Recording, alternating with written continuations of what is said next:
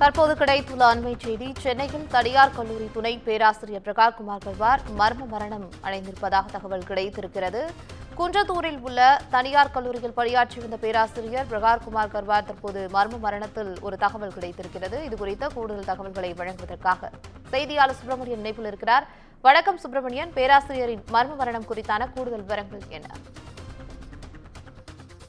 சென்னை மதுரவாயல் பகுதியில் தனியார் கல்லூரி துணை பேராசிரியர் மர்மமான முறையில் இறந்து கிடந்திருக்கிறார். கழிவறையில் இறந்து கிடந்திருக்கிறார். இது தொடர்பாக சிஎம்பிடி போலீசார் விசாரணை மேற்கொண்டு வருகிறார்கள். சென்னையை அடுத்த குன்றத்தூரில் இருக்கக்கூடிய தனியார் கல்லூரியில் துணை பேராசிரியராக பணியாற்றி வருபவர் பிரகாஷ்குமார் கர்வார்.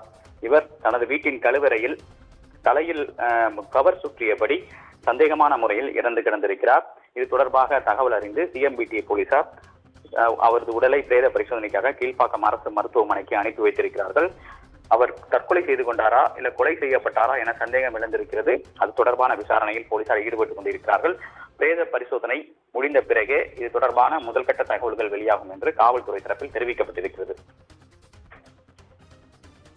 தற்போதைய தகவலுக்கு நன்றி சுப்பிரமணியன்.